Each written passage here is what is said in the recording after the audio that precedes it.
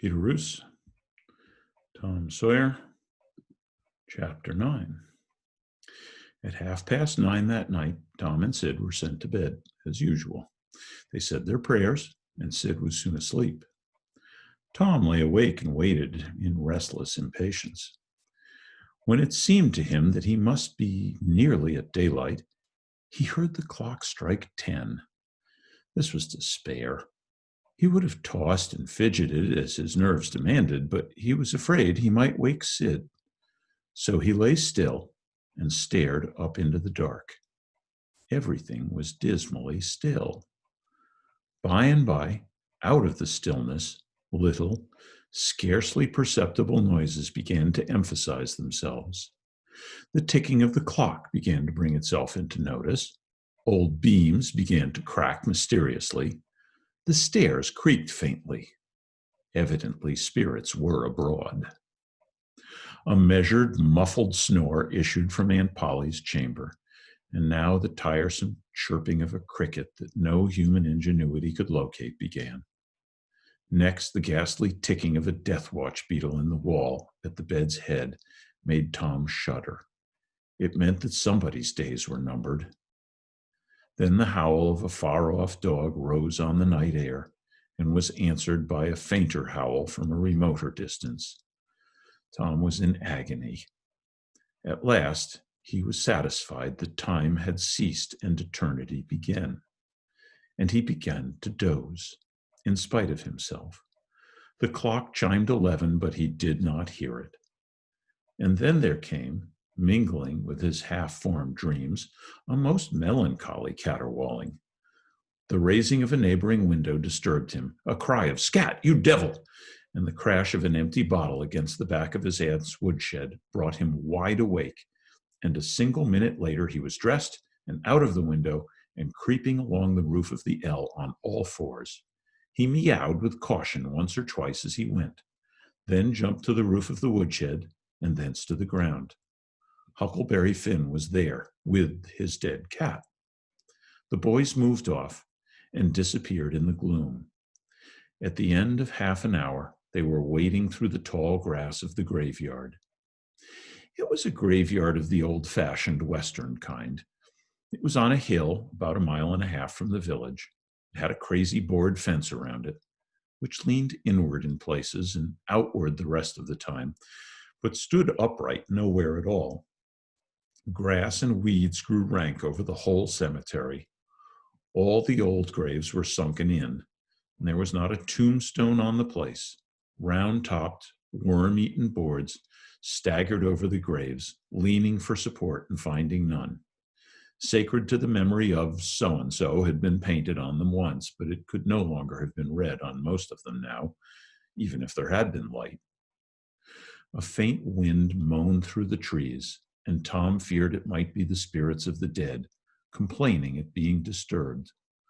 The boys talked little and only under their breath, for the time and the place and the pervading solemnity and silence oppressed their spirits. They found the sharp new heap of dirt they were seeking and ensconced themselves within the protection of 3 great elms that grew in a bunch within a few feet of the grave. Then they waited in silence for what seemed a long time. The hooting of a distant owl was all the sound that troubled the dead stillness. Tom's reflections grew oppressive. He must force some talk, so he said in a whisper, "Hucky, do you believe the dead people like it for us to be here?" Huckleberry whispered, "I wished I knowed. It's awful solemn-like, ain't it?" "I bet it is." There was a considerable pause while the boys canvassed this matter inwardly. Then Tom whispered, "Say, Hucky, do you reckon Hoss Williams hears us talking?" "Course he does. At least his spirit does." Tom, after a pause, "I wish I'd said Mr. Williams, but I never meant any harm. Everybody calls him Hoss." "Body can't be too particular about how they talk about these here dead people, Tom." This was a damper, and conversation died again. Presently, Tom seized his comrade's arm and said, "Shh." "What is it, Tom?" And the two clung together with beating hearts. "Shh, there 'tis again. Didn't you hear it?" There, now you hear it? Lord, Tom, they're coming for sure. What'll we do? I don't know. Think they'll see us? Oh, Tom, they can see in the dark, same as cats. I wished I hadn't come. Oh, don't be afraid. I don't believe they'll bother us. We ain't doing any harm. If we keep perfectly still, maybe they won't notice us at all. I'll try to, Tom, but Lord, I'm all of a shiver. Listen. The boys bent their heads together and scarcely breathed. A muffled sound of voices floated up from the far end of the graveyard. Look, see there, whispered Tom. What is it? It's devil fire. Oh, Tom, this is awful. Some vague figures approached through the gloom, swinging an old-fashioned tin lantern that freckled the ground with innumerable little spangles of light. Presently, Huckleberry whispered with a shudder, It's the devil, sure enough. 3 of them. Lordy, Tom, we're goners. Can you pray? I'll try, but don't you be afeard. They ain't going to hurt us. Now I lay me down to sleep. Shh. What is it, Huck? They're humans. One of them is, anyway. One of them's old Muff Potter's voice. No, 'tain't so, is it? I bet I know it. Don't you stir nor budge. He ain't sharp enough to notice us. Drunk, same as usual, likely. Blamed old Rip. All right, I'll keep still. Oh, now they're stuck. Can't find it. Here they come again. Now they're hot. Cold again. Hot again. Red hot. They're pinted right this time. Say, Huck, I know another of them voices. It's Injun Joe. That's so. That murdering man. I'd druther they was devils a durn sight. What can they be up to? The whisper died wholly out now, for the 3 men had reached the grave and stood within a few feet of the boy's hiding place. Here it is, said the third voice, and the owner of it held the lantern up and revealed the face of young Dr. Robinson. Potter and Injun Joe were carrying a hand barrel with a rope and a couple of shovels on it. They cast down their load and began to open the grave. The doctor put the lantern at the head of the grave and came and sat down with his back against one of the elm trees. He was so close that the boys could have touched him. Hurry, men, he said in a low voice. Moon might come out at any moment. They growled a response and went on digging. For some time there was no noise but the grating sound of the spades discharging their freight of mold and gravel. It was very monotonous. Finally, a spade struck upon the coffin with a dull, woody accent, and within another minute or two, the men had hoisted it out of the ground. They pried off the lid with their shovels, got out the body, and dumped it rudely upon the ground. The moon drifted from behind the clouds and exposed the pallid face. The barrow was got ready, and the corpse placed on it, covered with a blanket, and bound to its place with the rope. Potter took out a large spring knife and cut off the dangling end of the rope, and then said, Now the cussed thing's ready, Sawbones, and you'll just out with another 5 or here she stays. That's the talk, said Injun Joe. Look here, what does this mean, said the doctor. You required your pay in advance, and I've paid you.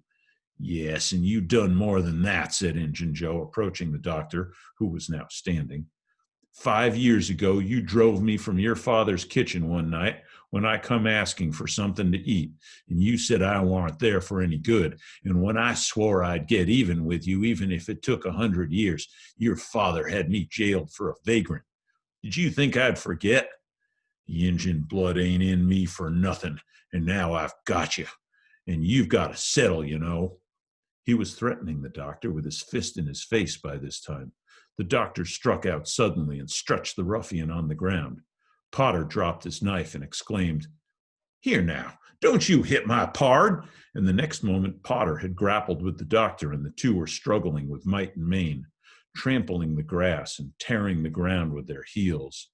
Injun Joe sprang to his feet, his eyes flaming with passion.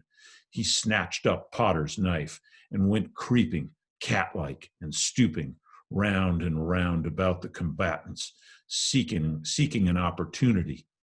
All at once the doctor flung himself free, seized the heavy headboard of William's grave, and felled Potter to the earth with it. And in the same instant, the Indian saw his chance and drove the knife to the hilt in the young man's breast. He reeled and fell partly upon Potter, flooding him with his blood.